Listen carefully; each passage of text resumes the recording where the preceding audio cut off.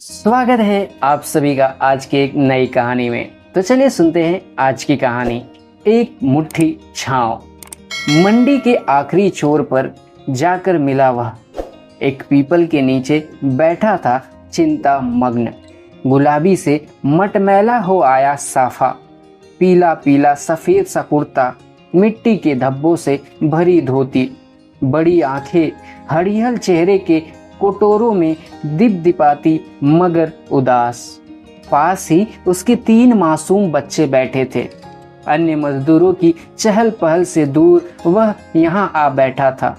मजदूरी की तलाश तो थी, मगर बच्चों को कहाँ छोड़े की व्यवस्था भी थी। बच्चे बहुत ही छोटे थे। सबसे बड़ा 4 साल का लड़का था, जो अपने से छोटी बहन को ही नहीं, गुदड़ी में लिपटे एक और नन्हे बच्चे तक को सहेज रहा था।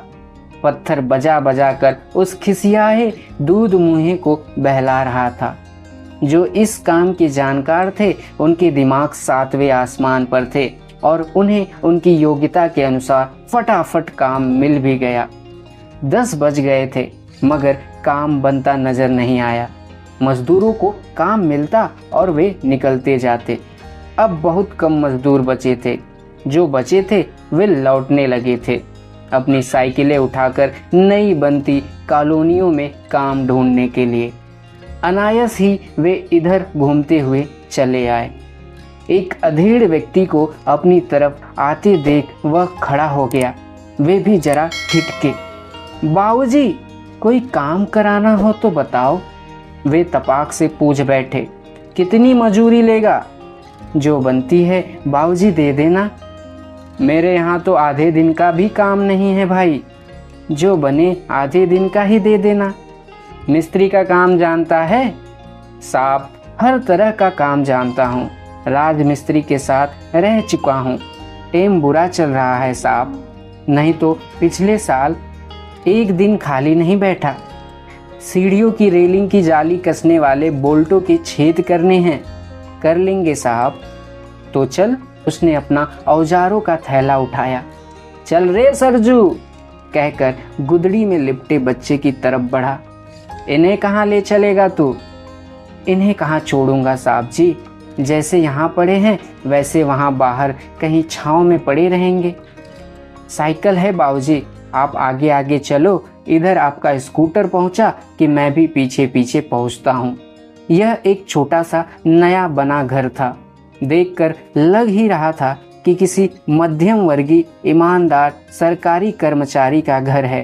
किस्तों में बनाए जाने की बेतरतीबी और किफ़ायत नजर आ रही थी। उस मजदूर ने साइकिल रोकी। साइकिल पर लदे 3 बच्चों को उतारा। फिर उन बच्चों को उसने घर के गेट के पास ही एक गंदला सा चादर बिछाकर छायादार कोने में बिठा दिया। स्वयं औजारों का थैला लिए उनके पीछे पीछे गैलरी में बनी सीढ़ियों तक चला आया। उनके दिए गए नाप और अपने अनुभव के अनुसार कुछ जोड़ घटाव किया। फीता लेकर सही माप लिए, निशान लगाए और छेनी से छेद करने लगा। तीनों बच्चे वहीं चुपचाप बैठे गजब का संयम दर्शा रहे थे। वे उसे छोड़कर पत्नी की पुकार पर खाना खाने बैठ गए। वह खट खट छेनी हथौड़ी चलाता रहा। खाना खाकर तृप्ति की डकार लेकर वे उठे ही थे कि उन्हें बाहर बैठे उन 3 बच्चों का ख्याल आया। 3 छोटे बच्चे और पिछले 1 घंटे से कोई आवाज़ नहीं। देखा कि उस छायादार कोने को भी धूप ने जरा जरा हथिया लिया था। अगले 15 मिनट में वह कोना पूरा धूप से घिरने वाला था।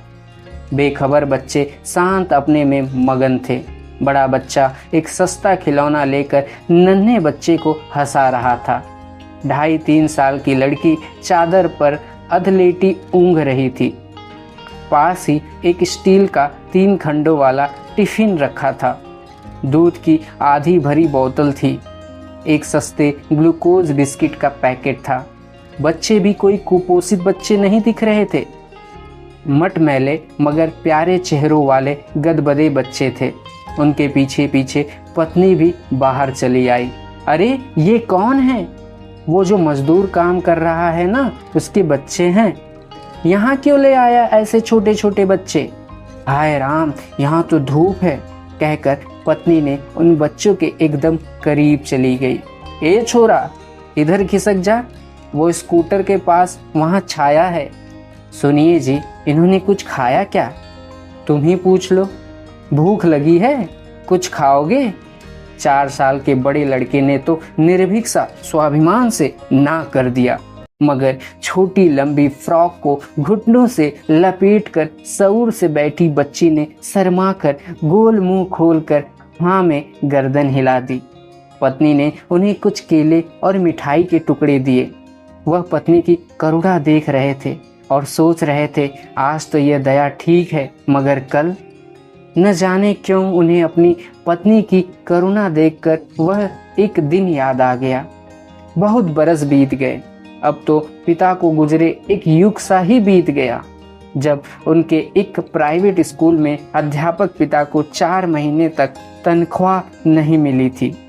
जीवन भर की सारी बचत और गांव की जमीन बेचने के बाद का पैसा भी मां की लंबी चली बीमारी और उनके देहांत के बाद मृत्यु भोज में चुक गया था। 2 महीने किसी तरह कर्ज लेकर काटे थे। फिर अपने सिद्धांतों के खिलाफ पिता ने कुछ एक ट्यूशन कर ली थी, पर ट्यूशन का पैसा तो महीने के अंत में मिलता। उसी बीच उनकी किशोरी बहन ने खाली कनस्तरों को उनके सामने कर दिया था। चारों बच्चे कुम्हलाए से रसोई में जमीन पर बैठे थे। सुबह से खाना नहीं बना था। स्कूल से लौटे पिता ने उन्हें साइकिल पर बिठाया था और उस संपन्न घर में जहां वे ट्यूशन पढ़ाते थे पहुंच गए थे। आज जल्दी कैसे माँ साहब? बस जी वे पिता के चेहरे पर पुता संकोच देख रहे थे। पिता पैसे की जरूरत को शब्दों में कहने में एकदम असमर्थ पा रहे थे। गृह स्वामी बातों के शौकीन थे, सो वे पिता से राजनीति और अपने व्यवसाय की बातें करने लगे। पिता भी मन की व्यवस्था और आत्मसम्मान के पाटों के बीच से गृह स्वामी के साथ बातें कर सहज होने का अभिनय करते रहे। क्या बताए साहब, आज की राजनीति तो महज वोटों की राजनीति है। सिद्धांतों की राजनीति पुरानी बात हो गई। ठीक कहते हैं गुप्ता जी, देखिए ना। इतने में उनकी पत्नी पानी लेकर चली आई। माँ साहब, आपकी अंग्रेजी पढ़ाने का असर बिट्टू पर पड़ रहा है। उनकी टीचर कह रही थी वे सुधर रहे हैं। ये आपका लड़का है, बड़ा प्यारा है। चल मुन्ना, अंदर कुछ खाने को दे तुझे भी। अभी चाय भिजवाते हैं माँ साहब।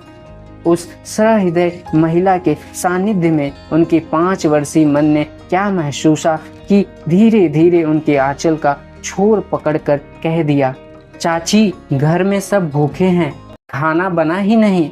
बाबूजी तो राम स्वरूप चाचा जी से पैसा उधार लेने आए हैं।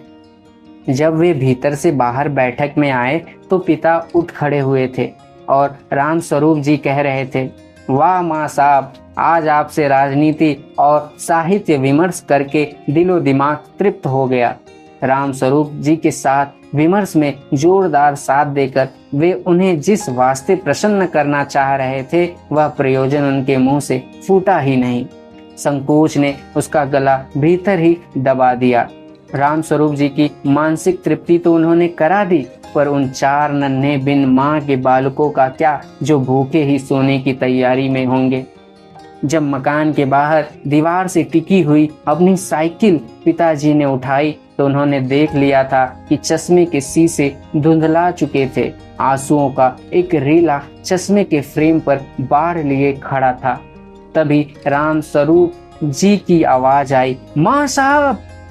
जी, पिता ने भरोई आवाज में बाहर ही से जवाब दिया। अंदर आइए। राम स्वरूप जी के स्वर में एक बड़े भाई का आदेश था। पिता उसकी अवहेलना न कर सके। पिता सर झुकाए खड़े थे। उनका हाथ थामे चेहरा उतारे 5 साल के वे। कमाल करते हैं आप भी माँ साहब, असली बात तो भूल ही गए हम बातों में। आप याद दिला देते, मैं तो भुलक्कड़ ही हूँ। ये पकड़िए अपनी मेहनत का अग्रिम। जी लीजिए, भी आप ही का पैसा है। उन्होंने बैठक में लगे पर्दे के पीछे देखा। राम स्वरूप जी की पत्नी मुस्कुराकर ओठों पर उंगली रखकर चुप रहने का इशारा कर रही थी। उसे माँ याद आ गई। सारे भाई बहनों से छिपकर उन्हें गुड़ का टुकड़ा और घी रोटी के साथ देती हुई ऐसे ही चुप रहने का इशारा करती थी। वे सबसे छोटे और लाडले जो थे। रास्ते में पिता ने हताश शब्दों में पूछा भी, उनसे क्या तुमने कछु कही थी?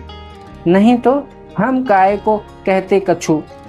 वह भी एक सहृदय दिन था, पर बाकी दिन तो कठोर ही थे।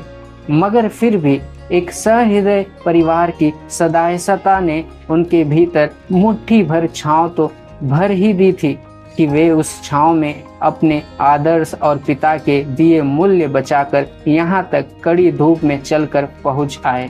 पहले वे पत्नी को उसकी तरलता पर झिड़कने वाले थे कि आज तो तुम कर दोगी, लेकिन कल। मगर अब सोच रहे थे कि न सही कल देने को उठे हाथ नहीं होंगे तो न सही, पर ममता की एक मुट्ठी भर छांव इन बच्चों के भीतर जरूर रहेगी। वे उठकर बाहर आ गए। देखा कि मजदूर तगारी में सीमेंट घोलने की तैयारी कर रहा था। वे उन छेदों का मुआवना कर आए जिनमें बोल्ट लगाने थे। बड़ी सुघराई से किए गए थे वे छेद। सीमेंट बाद में घोलना, जा खाना खा ले, बच्चों को संभाल। जी साहब। बाहर आए तो देखा पत्नी बच्चों से बतिया रही थी। एक औरत के भीतर की माँ कभी बूढ़ी नहीं होती। सूरजमल, ये बच्चे धूप में लिए यूं घूमते हैं क्या? इनकी माँ कहाँ है? माताजी, इनकी माँ तो अस्पताल में दाखिल है, एकदम बेहोश। तो कोई तो होगा तेरे घर में, वहाँ छोड़ता। घर यहाँ कहाँ है माताजी, मैं तो बाड़मेर जिले से आ रहा हूँ। बाल बच्चों के साथ बीमार घरवाली को लेकर आया था। 15 दिन हो गए। जमीन रेहन रखी, वो पैसा लग गया। अब घरवाली के ही भाई से उधार लिया है पैसा इलाज के लिए। कल तक तो दूर के रिश्तेदार के घर टिका था, उन्होंने भी कह दिया हमारे घर में तो शादी है, भाई तू इंतजाम कर ले अपना। माताजी, कल की रात अस्पताल के बरामदे में चादर बिछा के काटी है इन बालकों के साथ। किसी ने बताया मजदूरी का काम मिल जाएगा, तो ये बच्चे लेकर इधर चला आया काम ढूंढने। कल रात SMS अस्पताल के जनाना वार्ड नर्स ने मेरी घरवाली को पलंग पे से जमीन पे डाल दिया है। परसों ऑपरेशन हुआ है पत्नी का। वो कभी होश में रहती है, कभी बेहोश हो जाती है। अस्पताल में किसके भरोसे छोड़ता ये टाबर। फिर ये खाना, दूध, ये सब सुबह ढाबे से ले लिए थे। आज आपके घर मजदूरी नहीं मिलती तो कल का तो कोई ठिकाना नहीं था माता। वे फिर अनमने हो गए। पत्नी की आंखों में आंसू तैर रहे थे। दोनों बच्चे चुपचाप खाना खा रहे थे। तीसरा छोटा हाथ पैर चलाता हुआ किलकारियां मार रहा था। उन्होंने कुछ देर रुककर पूछा, क्यों रे सूरजमल, ये गेट के आगे स्कूटर निकालने का ढलान बना लेगा तू? क्यों नहीं साहब, आधे दिन का काम है, कल आ जाऊंगा। और भी छोटे मोटे कई काम है, एक टंकी बनानी है, छत की नाली का पाइप लगाना है। कर लेंगे बाबूजी। जब वो जाने लगा तो उन्होंने 500 रुपये पकड़ा दिए। सूरजमल, तू पहले ही एडवांस ले ले भाई, मैं बुढ़ा आदमी रोज नया मजदूर कहाँ ढूंढने जाऊंगा। कल आकर स्कूटर उतारने का ढलान बनाने का काम शुरू कर। भरोसा नहीं मुझे तुझ पर, इसलिए दोनों बड़े बच्चे और साइकिल यहीं छोड़ जा। हम इनको खिला पिला के गैराज में सुला देंगे। ले पकड़, खुले 12 रुपए।